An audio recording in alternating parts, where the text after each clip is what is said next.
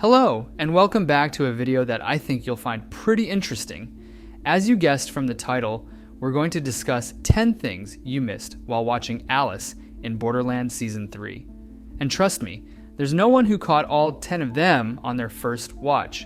Let me know at the end of the video how many of these you managed to notice yourself. Starting with the first one, this isn't specific only to Season 3, but I think it fits best here. If you're a big fan, you probably know this already. But did you know that Arisu is the Japanese translation for Alice? Some of you may have wondered why the show's name sounds so close to Alice in Wonderland. Well, that's the reason, and Usagi's name literally means rabbit, which symbolizes the white rabbit that Alice chases into Wonderland. In the same way, Arisu follows Usagi into the Borderland. Now moving on to details tied directly to Season 3, and they'll get progressively more surprising. First, something a little easier to spot. Kazuya. At first glance, it's obvious he's tied to the Mafia, but did you notice that his name is actually an anagram of Yakuza? That's why he sacrificed himself for Arisu. Most of us probably assume Mafia characters will always put survival above everything else, but Kazuya was different. In Japanese media, Yakuza are often portrayed as people who live by strict codes of debt and repayment, even if it costs them their lives. Kazuya owed Arisu and the team for saving him during the zombie hunt, and so he tried to pay that debt back, even if it meant losing his life. That's how Yakuza characters are typically written, relentless until they're completely destroyed. Another detail you may have missed is the moment when Anne jumps over her chair to attack Banda and protect Arisu. That slow motion shot wasn't just for cinematic effect, it had a deeper meaning. Banda was shocked that Anne could even see him. That's because Banda is still in the Borderland, and ordinary people shouldn't have any memory of it. But Anne is different. She remembers everything. The best theory is that at the end of Season 2, when players had to choose between citizenship or returning to the real world, Anne was nearly dead and didn't respond. Quina made the decision for both of them. So because Anne herself didn't answer, she ended up retaining memories of both the Borderland and the real world. That's why her movements looked like they were in slow motion, because she was in the real world while Banda was still in the Borderland. Time flows differently between the two, which explains why her actions appeared slowed down, rather than it being just a cinematic trick. Next, let's talk about a small background detail involving Ryuji's research team. We know Ryuji was obsessed with the afterlife, so much so that he caused the death of one of his students, a girl he even loved. But she wasn't the only student involved in his experiments. In one office photo, you can see his full team, and if you look closely, you'll recognize 4 of the guys. Yes, they also appeared in the zombie hunt game with Arisu. This means Ryuji and his whole team ended up in the Borderland.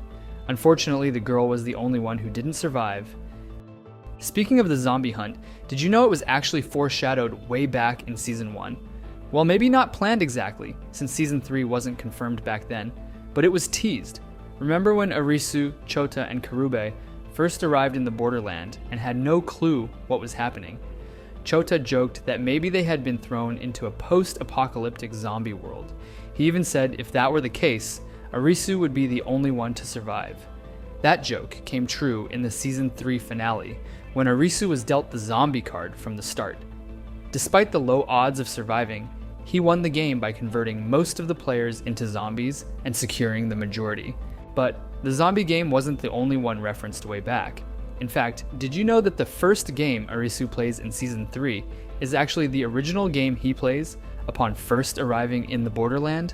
In the manga, Arisu and his friends didn't play Live or Die. Instead, they played the same game we saw in Season 3, though under a different name. In the manga, the game wasn't called Sacred Fortune, but rather Good Fortune, Bad Fortune. The solution to the game remains the same. Arisu figures out the bunker. It's possible that this change happened because when Alice in Borderland first aired, it didn't have the budget for such a massive game, especially considering how insane the CGI turned out to be. The train game is also a remake from the original manga and mirrors the Two of Hearts game, the one Saori completed when she first arrived. The mechanics are very similar, but with a few differences. There are only 4 carriages, and just one of them is poisoned. Also, in the manga, There's only one person per train rather than groups, unlike what we saw in the season finale. Another detail you might have missed in the final episode is a subtle clue about why one of the fan favorites didn't return in the last season of Alice in Borderland. I'm talking about Chishiya. I was honestly so glad to see him at the end of the season. All the cameos from the original cast were such a pleasant surprise, even Niragi's, but if you look closely, there's something important. We can see Chishiya's hand trembling in the scene. This wasn't acting, it was a genuine moment. And if you know the full story of why Nijiro Murakami wasn't part of the season, it gives that scene a much deeper meaning. In short, Murakami suffered from severe mental health struggles and stepped away from acting for an indefinite period. His return as Chishiya was a form of fan service he performed for us in honor of his character. If you ask me, that deserves real admiration. He battled his own demons just to give fans the joy of seeing Chishiya one last time. Here's another hidden detail you might not have caught, and this one isn't even in the show, but in Netflix's promotional poster for the final season. If anyone had noticed this beforehand, it would have spoiled a lot. In that poster, every character with their hand raised survives in the end. Rei, Nobu, Yuna, and Sachiko all have their hands up, while the others do not.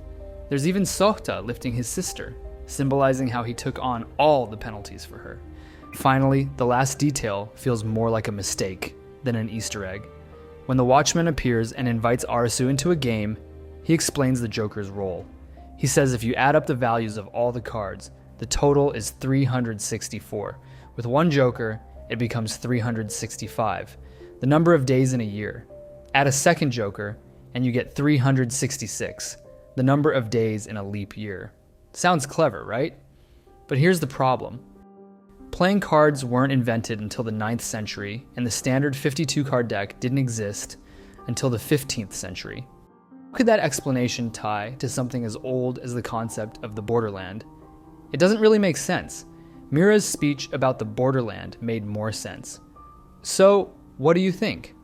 Was this just a mistake Netflix made to give the Joker card a neat explanation, or was it intentional? Let me know your thoughts in the comments. And that wraps up our list of 10 things you probably missed in Alice in Borderland Season 3. Whether you caught a few of them or none at all, I hope this video gave you some new insights and details to think about.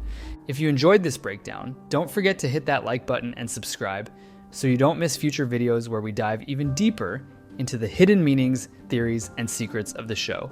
Now it's your turn. Drop a comment below and let me know how many of these you actually spotted on your own and which one surprised you the most. Thanks so much for watching, and I'll see you in the next one.